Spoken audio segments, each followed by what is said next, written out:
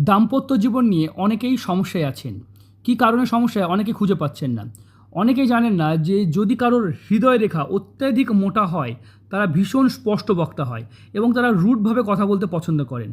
আপনার আচরণ যদি রুডভাবে কথা বলা হয়, তাহলে আপনি যত সুন্দরী হন বা আপনি যত ধনপতি হন, আপনার দাম্পত্য জীবন ভালো হবে না। আপনি রুডভাবে কথা বলবেন আর আপনার দাম্পত্য জীবন ভালো হবে, এটা হতে পারে না। তাই যে কোনো মানুষ, অনেকে বলে যে আমি তো রাগী, আমি এরকমভাবে চলি, আমার তো এরকম, আমি খুব রাগী, আমি মেজাজি, আমি কোনো সহ্য করতে পারি না, বা আমার স্পষ্ট কথা বলতে ভালোবাসি। এরকম ব্যক্তিদের সংসার জীবন কখনোই ভালো হবে না। তাই যাদের হৃদয় রেখা, যাদের মোটা, তারা ভীষণ সাবধান হয়ে যাবেন।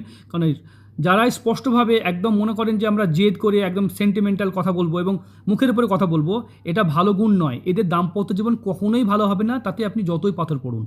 তাই নিজের ব্যবহার পরিবর্তন করবেন, নিজের ভাগ্য নিজে চেঞ্জ হবে। হৃদয় রেখা যাদের মোটা, তারা সাবধান হবেন, ভালো থাকবেন। নতুন কোনো বিষয় নিয়ে আবার দেখা হবে।